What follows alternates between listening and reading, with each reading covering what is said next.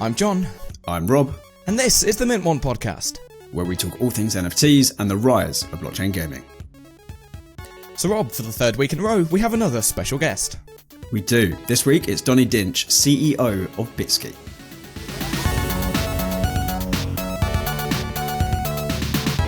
Donnie Dinch, welcome to the podcast, CEO of Bitski. How are you doing today? Doing well. How about you? Yeah, doing great. Have a cold, but we'll muddle through.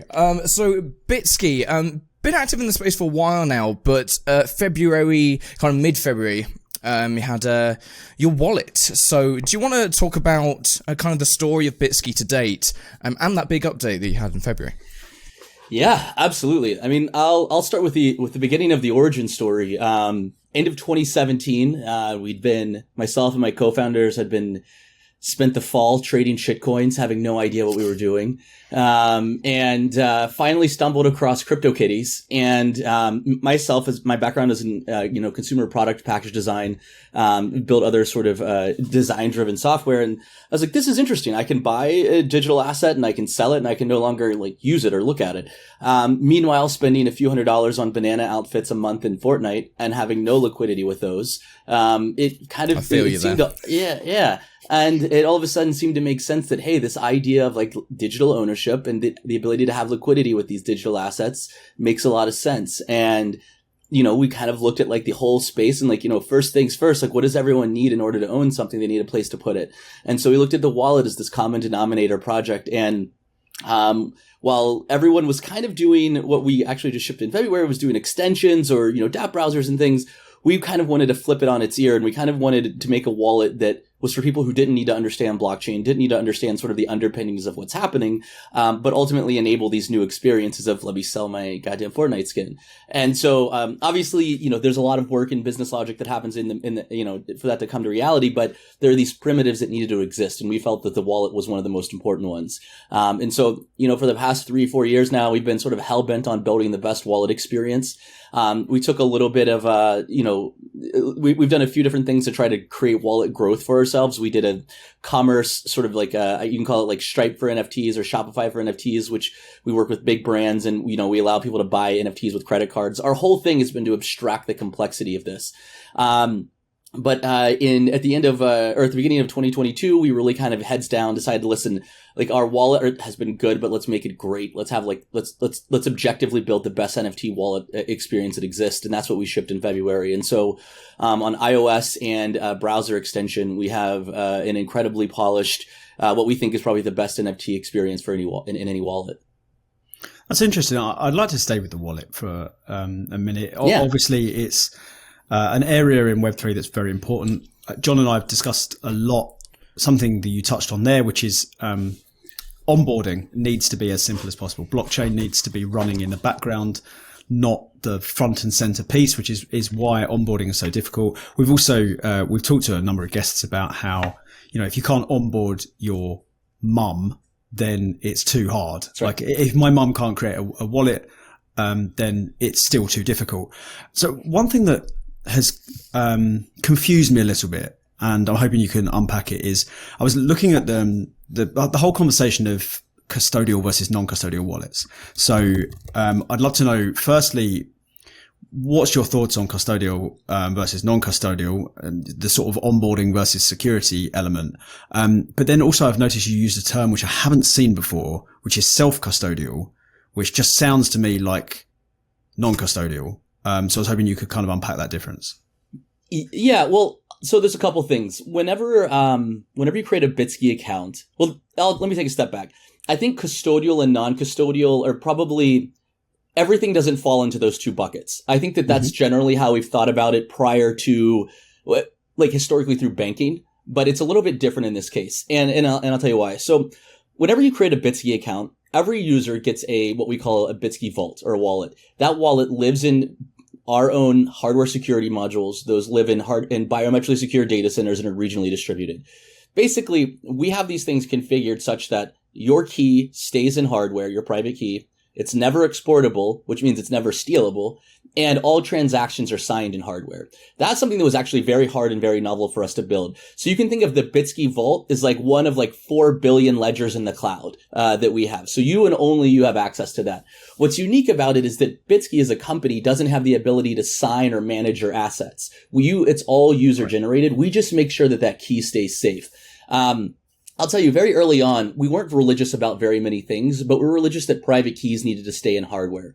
And I think we've opened up a little bit about that, primarily because one of the benefits of Web3 is optionality. And if you want to have the responsibility of having your key out, then you should be able to. And that's, what we support now. So in addition to everyone getting a Bitski Vault, you can now import your own self-custody key that you may already have. Like, you have it in from Metamask, you export from Metamask or something like that. You can bring that into your Bitski account. So for us, we basically support both methods. I think long term, let's say over the next year or so, I think self-custody will still continue to be prevalent until we start to see very big mainstream use cases. Like the minute that a game that has, let's say, 1 million monthly active players introduces, actually, let's look at Reddit. Reddit is a great example. They have 6.5 million wallets, and none of those people have any idea what their private key is.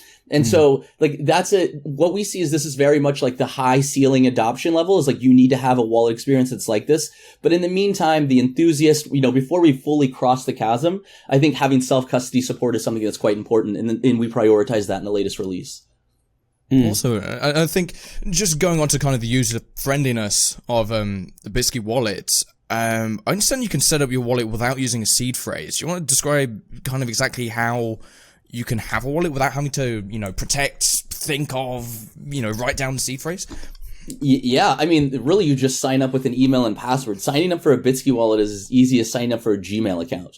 And we heavily enforce 2FA. We also support Passkey, which is Google's new security mechanic, and then we also support WebAuthn. And I think that WebAuthn might be in beta, which is using like a YubiKey or something. So ultimately, here's the thing. Reason you don't need a seed phrase is because you don't know what your private key is. We keep that secure in hardware the whole time. And the seed phrase is just a way for you to have access to that private key. And so we don't expose that. The other thing is, how do we feel about security? The reality is, the hardware security modules are purpose-built machines for keeping private keys safe.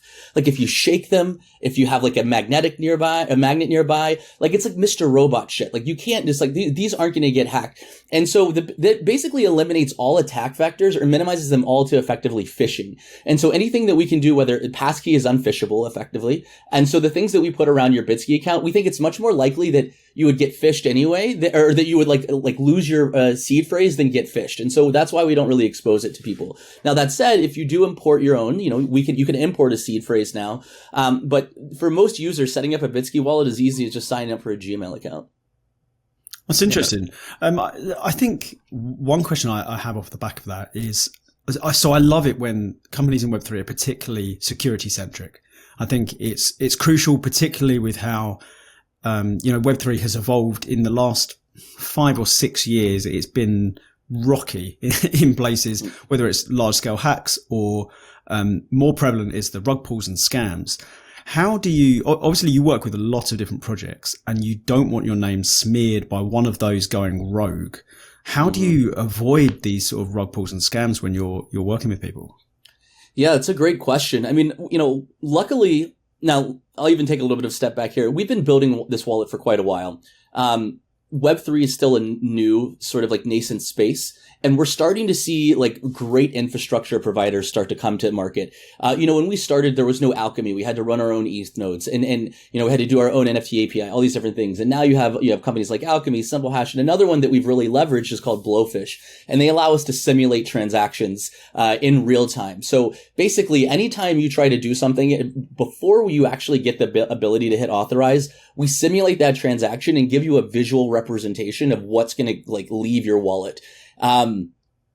It's insane, like how helpful this is. When we were testing it, we were looking for basically rug sites or scams. And, what's really crazy is you already know that like signing a transaction, on Web3 and Ethereum or something, it's wonky. Sometimes like, Wallet Connect might not be working or like, you have a delay. The thing about most of these scams is once you like connect your wallet, it takes a lot of time to look and see what's in your wallet and then decides what it wants to steal. And so then eventually like this modal comes up, and luckily we reviewed, like I was doing a live demo to a group, and I found this like fake Pudgy Penguin site, and it tried to steal all of my sand tokens. And I would have never known, because it would have been like a gobbledygook of code if we didn't have this like transaction simulation. So that's something that we prioritize.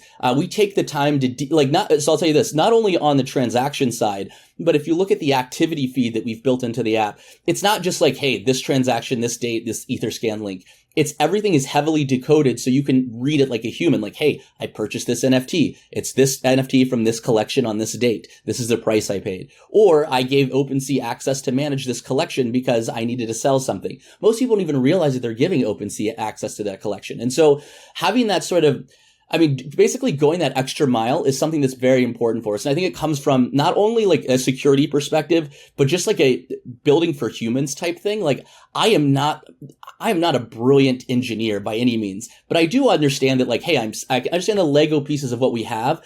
I need my wallet to be able to tell me, what have I done with my wallet? Like what have I done with my assets? And very human readable, back to like your mom's perspective. Like she needs to know I purchased this, not that I signed some crazy transaction on some seaport contract, yesterday or something like that. Yeah, I think building on that, as we've already discussed, the kind of this enhanced user experience, looking at the Bitski website, you have wallet activity alerts, for transactions, messages, exactly. I kind of wanted to dive into that a bit more. What kind of messages does your wallet activity kind of notification pick up, and what's the kind of the full scope of that? So again, I think that because people want to have good introspection on what's happening on their wallet, like the notifications are quite helpful. It's very similar to what you would see, if with your credit card or something. Anytime you get an NFT sent to you, you get a notification. Anytime you make a transaction, any sort of on-chain activity, we try to send you an alert about. And we're also working with different providers to add off-chain activity. So let's say that a great example is OpenSea. If I am bidding on an NFT, and I get outbid, that's an off-chain action. That's like in, OpenSea's database. That's not an on-chain thing. But we still think that's important, because you want to be able to know that like, hey, I got outbid. I want to go back and either rebid or, I'm over it. I think that we look at the wallet long-term as sort of like this common denominator thing that you take with you to all the places you're spending time. And it should be sort of the hub of communication and activity of what's happening with the stuff that you own. And so in addition to just displaying in the app, when there's very high value information, we try to, we'll send that as an alert or push notification as much as possible. But at the same time, we don't want to spam people, and it's really their own activity. But we have finely tuned controls that you can go in and do it. For example, you can actually watch other people's wallets with Bitski. You can import someone else's wallet, just their public key, and maybe you don't need to get the alerts for everything that they're doing, so you can turn those off. Yeah, that's interesting. I was thinking, so you've been building this a while, and you've been iterating on it with a lot of new features. What's been the most significant challenge so far? The only reason I ask is because you got your wallet on iOS, and when we created our app, that was a unprecedented nightmare. Having anything blockchain based interacting with the Apple Store was just a nightmare. Obviously, what you've built is far, far bigger in scope. So I wonder what sort of significant challenges have you had? Listen, we did have some issues early on with Apple that we had to work through. First and foremost, the original architecture for just building the Bitski Vault is something that is novel and it's not off the shelf. That's I guess what I would call a little bit of the secret sauce behind this. But the other part is, basically every wallet is generally the same. It has access to the same data. It's really about how you take the time to decode it and display it. And that's really, I think, was the hard part for us, is that, and I shouldn't say it's hard. It's just, it takes time. I was actually at a talk yesterday where, not to compare this at all, but Sam Altman from ChatGPT was like, we've been working on this for 7 years. He's like, people need to remember that, like, it's okay if hard stuff takes a while to do. And I think that that's really how we've been thinking about the wallet. Like I said, we've been building this since 2018. To get it into a place where it feels like a normal Web 2 experience has been no easy task.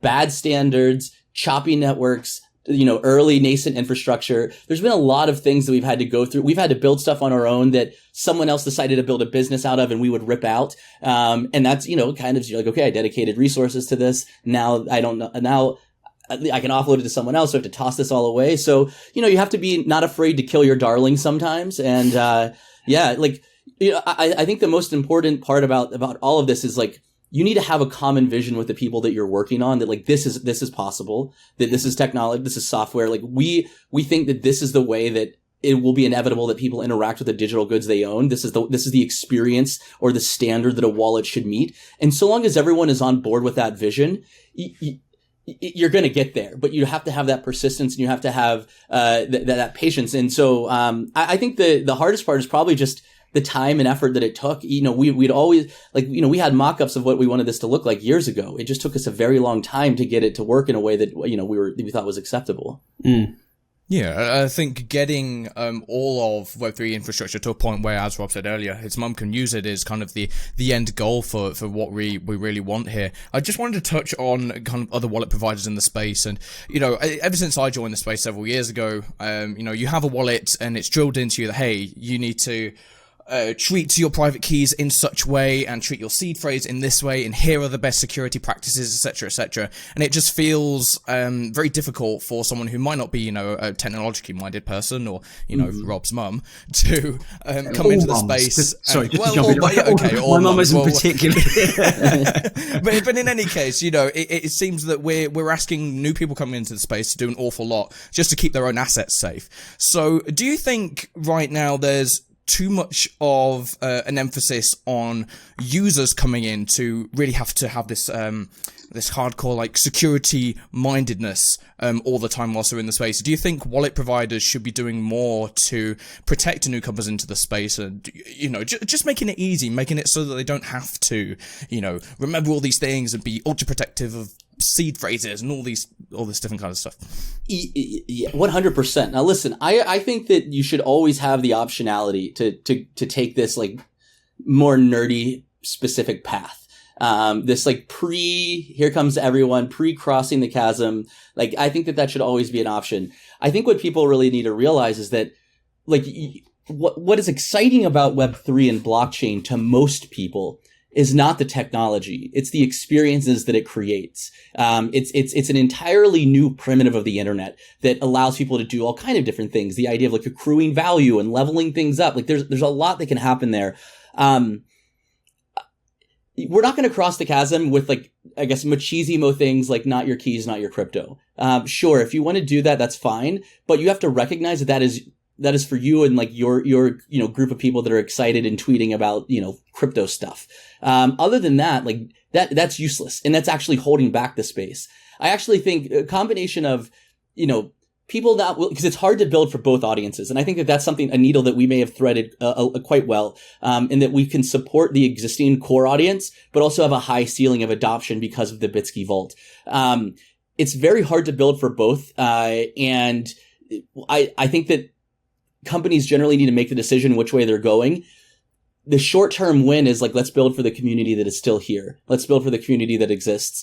The thing that's going to have like long-term outsized returns is like building for the future. And so, listen, startups, companies, all like industry is hard. Timing is difficult. And so I do think that wallet infrastructure is a big part of it. And I think that the reality is, you talk to a lot of different games or a lot of different brands that want to build Web3 experiences, and they're like, I can't get my users to use a wallet to set up a seed phrase. Like that's like, it's not that they don't think that they can come up with a creative thing to do with Web3. It's that they don't think they can get their users to go through the existing set of hurdles that are out there in order for them to participate. And so I think for us, that's a huge opportunity. I think that the extent that we can minimize those hurdles. I mean, listen, we're recording this podcast. I have no idea what protocol we're using. I don't have any idea how this is working. We just get to have a conversation across the planet, and it's going to be recorded and uploaded somewhere. That's amazing. Like that's about the level of depth that most people need to understand how Web3 works. You said something interesting there that I want to go back to.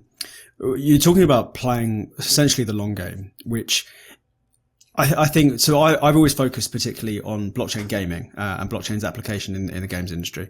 And we've really seen that people want to build for the long term, but they knew that the short term rewards is what they needed to progress. So a lot of people aim short term. We saw a lot of browser games, a lot of rubbish, a lot of clicking and just general shit that I never ever want to play again. And we've seen these longer term projects, right? But what you're doing, has such a wider scope than a game. And so I was wondering what you think is going to be the most lucrative channels for onboarding people long term. Like right now, if you were to cater for the community right now, perhaps you go non-custodial, or you're solving the problems for people in 5-10 years time, when onboarding's much, much easier. So where do you think these people are most likely to come from? What sectors? I really do think that ultimately gaming is going to be the biggest opportunity for Web3. What I'm seeing now is that this idea of loyalty, and these loyalty applications people love loyalty programs, like outside of Web3, airline miles, whatever it may be. And so, what I think that you're going to see is a few of those have a little bit lower barrier to entry. It's a little bit easier to build an interesting loyalty program for a big brand than it is to build a compelling game for a lot of people. And so I think that that'll be a bit of a stepping stone. I love what Nike's doing with .swoosh. I think digital fashion is hands down that's going to be the path to gaming. Like digital fashion is so obvious. Like we all dress a certain way in real life to express ourselves and to be perceived a certain way. That's very limiting in a digital place right now. Even something like as wild as Fortnite that has hundreds and hundreds and hundreds of outfits, you're still going to see someone wearing the same thing as you in a match generally. Like you go and stand in the middle of New York City, head to toe, you're not going to find anyone within 5-10 miles that has the same outfit as you. Like you need to have that level of personalization and self-representation in a digital place. So I think digital fashion is going to be really big with that. I think that, the commitment that Nike's made is it certainly caught a lot of brands' attention. And I think people are going to want to be able to wear those goods in more places. And I think that's how it's going to creep into gaming. So I don't think it doesn't need to have I can have purely cosmetic things in games that don't change gameplay, that don't change the balance, that are just really just like visual representation. I think we're going to see that as step one. And I think over time, then you're going to be able to have things that you can potentially modify game state. I also think the other way to think about it is the first phase of gaming with digital assets is going to be read only. I see that you own this thing so you can wear it. But I think it's going to be very quick where I see that you own this thing, you can wear it. And I saw that you went and had 25 eliminations. And now I'm going to level up this outfit. Like I'm going to write back, I'm going to modify the NFT that you have so I can actually create more value with it. Like that type of stuff is very, very compelling. So that's generally the path that I see getting into gaming, and gaming being like the ultimate place where it lives. You long term down the rabbit hole, you could I think it could be the future of work. And it doesn't mean that games have to only be work, but maybe, I decide to you guys will probably see like the GTA 5 role playing servers. Like maybe instead of playing like GTA 5, I just want to drive a cab and earn some digital tokens to go buy some digital stuff. I don't know. But I think that there's a lot of interesting opportunities there. But we have to kind of get a foot in the door. And I think digital fashion is going to do that for gaming. Yeah, that's a really interesting answer. I've written about digital fashion for John's website, NFT Insider. I think it's such an interesting and very fast growing area. A lot of luxury brands have already onboarded themselves, and quite early on. Going back to gaming for a second, obviously that's really my focus, and it's clearly something that Bitski's interested in. Your wallet is compatible with Polygon and Ethereum. Are you looking at all EVM chains? BNB, Avalanche, Solana. Is there anything outside EVM? We are looking at primarily EVM. I think that, if we see something compelling on a different chain, we'll consider it. We're not religious about the chains. We're just religious about where the great experiences are. Sure. And so so long as we see something that's quite compelling, that's going to attract a lot of users, I think that we'd be willing to support that. But primarily EVM is where we're at right now. Okay, fair enough.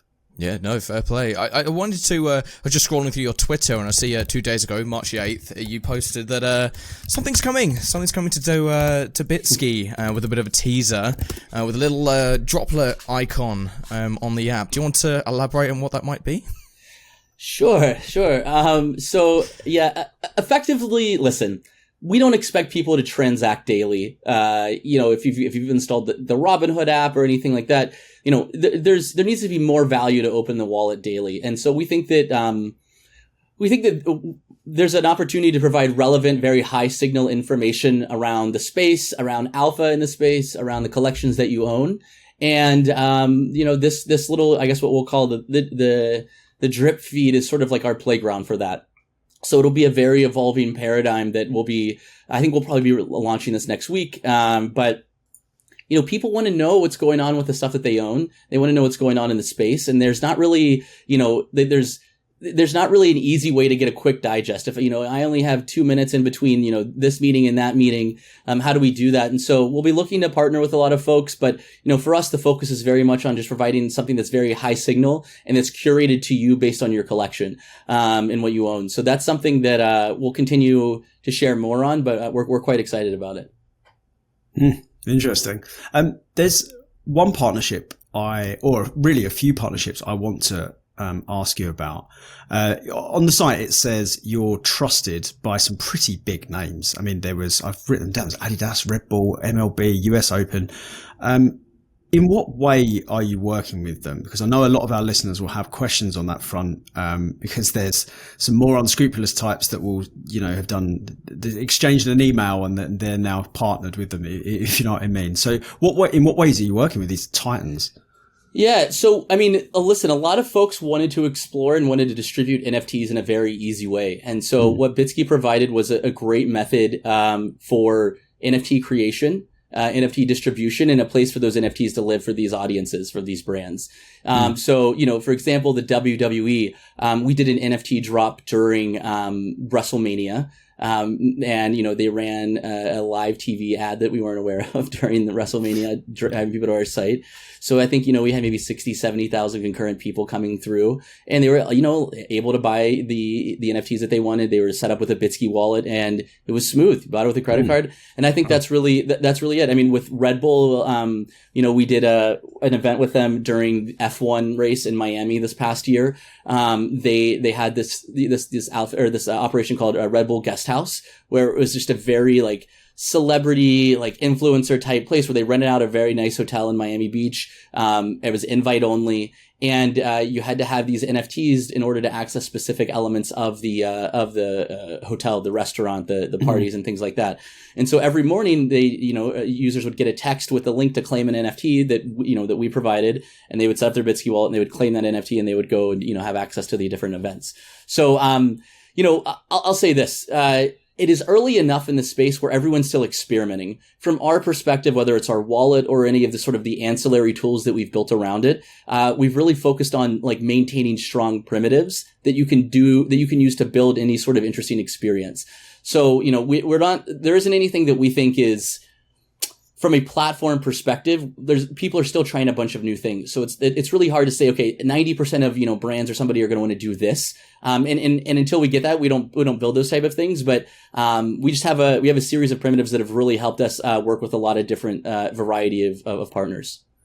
Cool. Just a quick follow-up on that. Obviously, there's WrestleMania in less than a month's time. The Formula One season just kicked off for 2023. We're going to see any more interactions with Bitski with some of these big sports partnerships? We'll let you guys know. I mean, I think that there's probably some stuff still brewing. I think, again, everyone's still in experiment mode and wants to continue to learn and try things. So, we'll keep you posted on that. Yeah, fair play. Of course, when we talk about wallets in the Web3 space, Metamask is kind of unequivocally the number one in the space. I think there's probably very few people listening to this who have ever not had a Metamask wallet or used Metamask services before. And I see, again, looking through Blake, your VP of marketing, on his Twitter feed, he's done a side-by-side of using Metamask and using Bitski at ETH Denver. So I just wanted to kind of dive into that a little bit more. For those people listening to this that are, hardcore Metamask users, have used Metamask for years, what does Bitski offer to them that really should make them consider jumping across? I mean, well, one, on mobile, I think the video speaks for itself. It's just a much more performant experience. Listen, here's the reality. Metamask is an extension. Like I said, we shipped our extension as well. Metamask is going to have more knobs and whistles, for the advanced user. That's just kind of where it is. And it's very highly specialized tool. we think that if you want to have more protection, you want to know what transactions are that you're signing. You want to have some level of sort of certainty before you hit authorize. We think Bitski offers a better experience. If you want to have better introspection as to what's happening on your wallet, a better activity feed. If you want it to be more than just effectively a signing tool, that's really where Bitski shines. Listen, over time, we'll start to add and, gracefully add more and more of the complex knobs that Metamask has. But the reality is we don't think that our intent is never to go head to head with Metamask on their feature set. It's to build the one that we think is for the future. And I think in most cases, the way that a lot of people are using Web3 and wallets, that Bitski is often a better and safer experience. I want to go back to gaming one more time, but linked to wallets here, really. So there's become kind of a race as people have seen blockchain gaming rise very, very quickly. There's been a sort of race to integrate wallets into games. It was back in 2018, I remember writing an article about the first game I ever saw that made it reasonably easy. You had to create an entire wallet first, but it was like the easiest we'd seen. And now it's getting easier and easier. And companies are popping up left and right to create wallets for it. So I was wondering what makes Bitski good for games to use, and do you have SDKs to facilitate that with Unity or Unreal Engine? We do have SDKs. Here's the big thing: we are actually an OAuth OIDC compliant wallet, meaning that if you've ever connected like your Gmail to your Epic account, or if you've ever connected two accounts, you can do that with your Bitski account. There isn't any other wallet that can do that. So for a lot of these gaming studios that already have their own auth system, this is the best way for a wallet to be connected, like hands down. It hasn't been broadly adopted yet in the Web3 space, but it will, because it's obviously, there's a reason that OAuth is a thing. I think that's one big part. The other side of it is we provide programmatic access to wallets for users, which probably a little bit more detailed than we can get to in this call. But we have basically, I would say, enterprise level wallet solutions that help games either give new users wallets without them having to know about it early on, and also allow them to automate transactions on chain based on off chain activity. So let's say hypothetically, player beats level 1, you want to give them an NFT as a result of that. You can key off of that off-chain event of the player beating level 1 to mint an on-chain transaction. So it's really that we offer a suite that really explains that. We provide APIs for like any view that you see in our wallet, like the activity view, your inventory. We provide APIs so you can display that natively in your experience as well. So it's really just kind of offering a strong package that I think we're probably better positioned than most in that case. No, it's great to hear. And to flip the conversation into another kind of sector here, over the past year, we've seen Web3 loyalty programs really take off. We've seen Starbucks with Starbucks Odyssey do really well, and we're starting to see more and more of these kind of styles of programs pop up from some of the biggest Web2 businesses out of there. So I just wanted to get your thoughts on where Web3 loyalty programs are right now, and you've just mentioned having Drip on the wallet. What's Bitski's take on loyalty programs, and do you think you'll start kind of facilitating or helping brands to further their connection to their fans with these sorts of initiatives? Yeah, I mean, my take is that, they're coming. Brands are not fazed by anything that crypto Twitter cares about. Brands don't care about for the most part. And from there's a surprising amount of optimism from brands in Web3. I think that from an audience intelligence perspective, there's a lot of opportunity right now. It's important for brands to really understand who their audience is, what they like, so they can sort of cross promote, how they can better, get adverts going. But that hasn't really been blended with Web3 data yet. And so that's something that I think is quite exciting to them, because with Web3, with a wallet, like not only am I connected to let's say the Starbucks experience, but if I take my wallet elsewhere, you're able to learn more about me as a user based on where else I'm using my wallet. And so I think that is, when wielded properly, can actually create a lot of value and create like a high quality, high signal sort of content for the user. So, loyalty is absolutely coming. We're certainly going to be helping brands do that. We've got a great tool set for it. Like I said, I'm very excited about gaming, but I think loyalty is probably going to beat it out of the gate, as far as like getting the, first 1 million or 2 million people onto Web3, just because of some of the, or the next million or so, just because of the lower barrier for entry and experimentation in loyalty than for gaming. Like gaming, you have to build a game. With it's just way harder. There's a lot of time. So yeah, no, that makes sense. There's a question that we tend to ask all our guests, and I don't even think we've had the same answer twice yet. So I love asking this now. When it comes to Web3 and the direction it's going, what do you think is the biggest issue? What's the biggest barrier that's holding it back from achieving the potential that we all think it has? I think that it's, well, first of all, how do I say this without getting totally burnt? I think it's the community, to be quite honest. I think that there's too many bad actors still in the space. I think that there's the financialization of everything has really fucked with the incentive structure of why people are involved, because there are, we're talking about this. We know that this is, we know this is a great new technology that's going to be leveraged in a lot of fun ways. But the reality is that people still are just trying to flip NFTs. People are still just trying to apply the DeFi principles to NFTs. If you look at Blur, I mean, is what it is, but that's not helping this space at all. In fact, it's probably turning people off. And so I think that what's really challenging is that because this is a primitive technology, it can be used in a lot of different ways. And the ways that it's been primarily used have been just enough interesting to capture the cultural zeitgeist and brands and celebrities.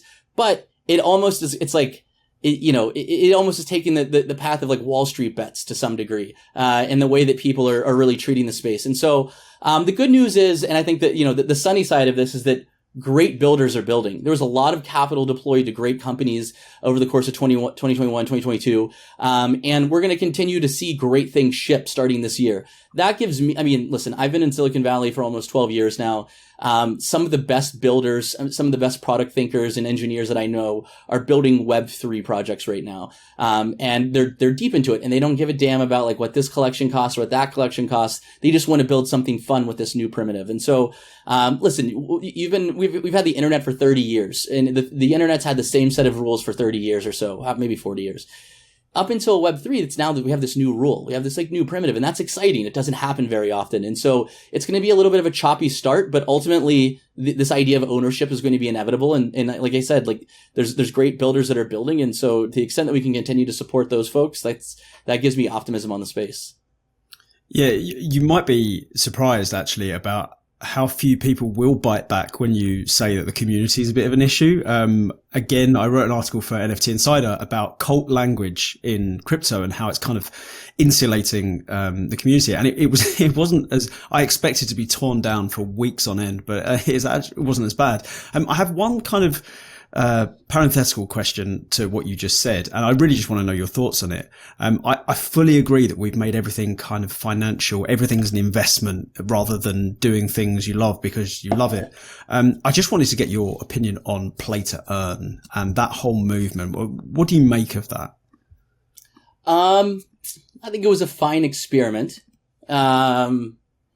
Listen, I think that there's bits and pieces of everything that we've done in the past couple of years that we can take out and apply to bigger schemes. I don't think that play to earn as its own segment is going to have legs. I do think I do think that there are moments that it can be used. Let's say sparingly, which I think are engaging to users. Yeah. But otherwise, yeah, it was like play to earn is borderline Ponzi in a lot of ways. And so that's not really fun for anybody. And they can only last so long before you just run out of exit liquidity. And so I think that, I think that, listen, it was interesting. It was new. It was novel in the way that it was done. And by the way, friends with a lot of the founders of the play to earn games. All genuine people trying to build something they thought was compelling and fun. But human nature takes its, has its ups and downs, I suppose. And so, some of these things have been abused a little bit. And so I think with better protection and used more sparingly, I do think it could be somewhat of a component of gaming moving forward. I suppose we'll see. I think 2023 is going to be quite a big year for blockchain games with a lot of homegrown projects and big partners from, the Web2 games moving in. So let's see. Whilst we're on kind of bigger picture macro topics, there's a lot of activity happening on the infrastructure side of Web3 at the moment. Silvergate banks just winded down operations. Silicon Valley banks in distress. Crypto.com just had some issues maintaining their fiat on-ramps. As someone who is building, a key piece of infrastructure in terms of a wallet for the Web3 space, what's your take on the current Web3 landscape and where we're currently at in 2023? The people that are around are true believers in it. We have other technologies that have, certainly AI is one that has been capturing a lot of the interest around, entrepreneurs and investors in the space. And I don't think that that's mutually exclusive from Web3. But I think the hype has died down, and I think that's a good thing. Hype is intoxicating, and you don't know why things are working during hype cycles. They just work. And so you can double down on things that may be the wrong thing. And so now, the space is in a situation where if you see something working, that's because you've worked really hard to get it there. And, you have conviction in the things that are happening.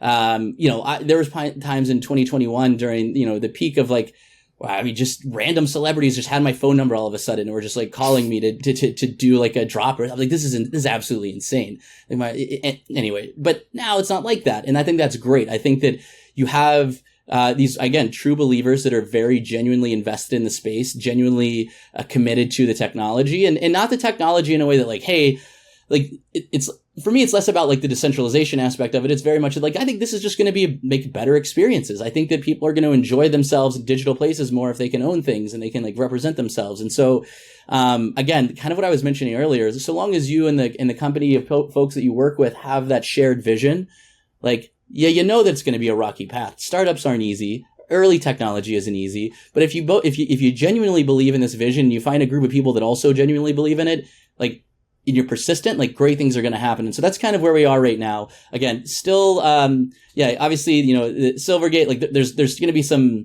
even with SVB yesterday, SVB less to do with Web3, more to do with just the fickleness of markets at this point, is just, that's a bigger macro question. The smallest amount of information can send, riptides, through the entire global infrastructure, which is just fascinating and devastating all at once.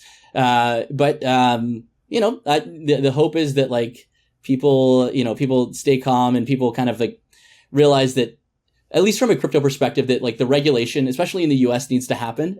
We need to get a better understanding. There needs to be less uncertainty.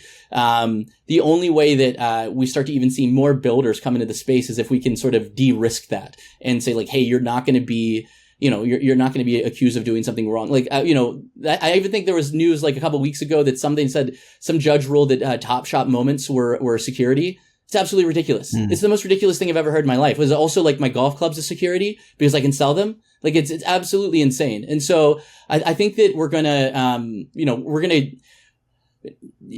to see this type of information kind of it's not even confusion. It's just people being exposed to something new, making an early assumption on it, and then not really thinking it all the way through. I have the benefit of being in the space for 4 years now, 5 years. Most people don't have that. And so, I think it'll all sort of net out. Some of the smartest people I know, on the planet are, who have thought about this for a while are very deeply convicted in the opportunity of Web3 on tokens, NFTs. And so, I think it's just a matter of time. And again, comes back down to having persistence and faith in the vision. Yeah, I'd definitely say time seems to be the biggest factor. I know every year people think this is it, this is the year, but realistically, we just got to take those little steps and get towards the ultimate goal. So this has been great. We really appreciate you coming on. It's been a very interesting chat. We covered a lot of subjects, probably more than we intended, but there's been a lot of interesting points. So now I just want to get you to direct our listeners, really. Where do you want them to go? What do you want them to sign up for? Who do you want them to follow? Shill away. All right. Shill-worthy time. Okay, so bitski.com, bitski.com. You can get access to the browser extension and the iOS wallet there. Follow us at Bitski, or you follow me at Donnie, Donnie, on Twitter. And that's where you get most of the information about what's coming up, new releases. I'll tell you also, we do weekly giveaways and drops in the app. and raffles of like, high ticket NFTs. We work with great artists and collaborators to make sure that there's something engaging for people coming into the space at all times. So highly recommend everyone install the wallet and take advantage of those giveaways and drops. And yeah, if you have any questions or anything, hit me up directly on Twitter, DM me. DMs are open. DM the Bitski account. We have a lot of great people behind there helping as well. So appreciate you guys letting me come on and talk a little bit about what we've been building. It's been great. Thank you very much for coming on. It's been a good chat, and hopefully we'll have you back on in the future to discuss how things have gone. Love it. We'd love to. Okay. Thanks, Donnie. Thanks, guys. Well, there we go. Thank you very much to Donnie Dinch, not Donnie Darko, Rob. No, how have you outed me on live? I'm so sorry, Donnie. I kept I had to write your names. So we have a document where we write down questions and notes and stuff, and I had to write Donnie Dinch, Donnie Dinch, Donnie Dinch, Donnie Dinch over and over again because the first time I couldn't remember your name, I said Donnie Darko, and that was it. Like it's in my head. It's just awful. We're getting a brilliant behind-the-scenes look at the podcast here. Yeah, but anyway, that was a shambles. That was a really good chat, actually. It was. It's very really interesting. It's really cool to have the CEO of Bitski on the pod. It's the first kind of main infrastructure builder we've had on, and it's great to have that sort of different perspective to the people that are just building games or have art projects or trivia or whatever it is. It's interesting to get a really I'd say more of an in-depth take on kind of where the space has been, where it is right now, and where it should be going in the future from someone who's actively building it. And I think everyone who's listening to this, if you haven't already, definitely head to the Bitski website, bitski.com. Apologies, I've had a cold for like a week and it's not getting any better. So Rob, I'm going to throw it to you with zero context. I'm just going to take over. Stop talking. It's fine. Save yourself. Okay, so you can find us at tokengamer.io. You're coughing viciously. I can see that out of the corner of my eye. Tokengamer.io for daily blockchain gaming news and various pieces of information that you might need. At Token Gamer News on Twitter. And then I'm posting fairly actively on LinkedIn. So if you use LinkedIn, look for our Token Gamer page. We then have the Token Gamer app, of course, which is on iOS and Android. Just search Token Gamer.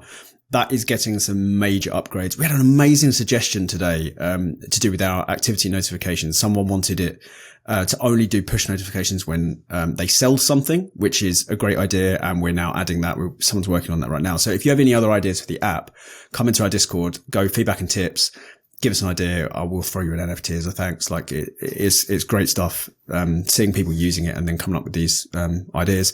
And then of course we are currently testing the integration of Polygon. So Polygon users and, Polygon games are going to be all up in the mix. I think that's everything from us that I can think of. John, if you've finished coughing, where can people find you? Yeah, just about. I wonder if you'll be working on Bitski wallet support, Rob. Yeah, we could do. I mean, the activity feed is kind of what we've done for the Wax wallet and what we're doing for Polygon. It's a similar thing. And people, like he said in the episode about a little bit like banking, when a transaction happens, you get a notification. I like that with my banking. I like seeing when my girlfriend is spending my money. She doesn't do that. That's harsh. But I like to see when money comes out of the joint account so I can be like, what was that? I need to investigate. Getting in trouble on the pod again. Yeah, she doesn't listen, thankfully. If she did, if her or Dave, and Dave definitely should listen, but if her or Dave listened, I'd definitely be getting some shit, but I'm not. So where can people find you, John? Brilliant. So for daily NFT, Web3 and blockchain gaming news, it's nftinsider.io and NFT Insider at nftinsider_io on Twitter, Instagram, all those good places. YouTube as well, youtube.com/c/NFT Insider. I think that's what it is. But anyway, we just uploaded our top 5 Wax games of 2022. It's had some really good feedback. If you've not seen it already, give it a watch. Let me know what you think. Let me know if you missed your favorite game off. I made a point of not including clickers. So actual good games on Wax. So yeah, go check that out. For me personally, it's at Hydropowered, HYDROPWRD on Twitch, Twitter, Instagram, TikTok, Clubhouse, many other places. Twitter is the best one. Shout out to Klon, the creator of Cool Cats, for doing my front-facing cat on on request to get this awesome alchemy chains, Cool Cats front-facing chain thingy done. There's so many words that have confused me in this paragraph. So alchemy chains on Twitter, they create metal chains out of the NFTs that you own. Oh, cool. And a bit like Tiffany did, but less garish. A little bit. yeah, no, really cool. And I reached out to Klon because I wanted to get mine with the front-facing cat. And he sorted me out. So yeah, looking forward to seeing the rest of the Cool Cats fam get their front-facing cats. I believe they're getting close to all being done. So there we go. That is everything from me. So I think it's time for us to wrap up episode 59 of the Mint One podcast before I have another coughing fit. Thank you very much for watching or listening, everybody. If you're on YouTube, subscribe would be fantastic. Leave a comment with who you'd like us to interview next. I think might look for some more infrastructure people. It's interview season for us. Yeah, absolutely. 3 in a row, and I know we've got a couple more in discussions at the moment, so we'll see. But let us know who you'd like to see us speak to. And then if you're on Apple or Spotify, 5-star podcast review would be fantastic. Twitter @Mint1Pod, and share the podcast around. It's great to be getting more listeners in. I think our last 3-4 episodes have been our most popular ones to date.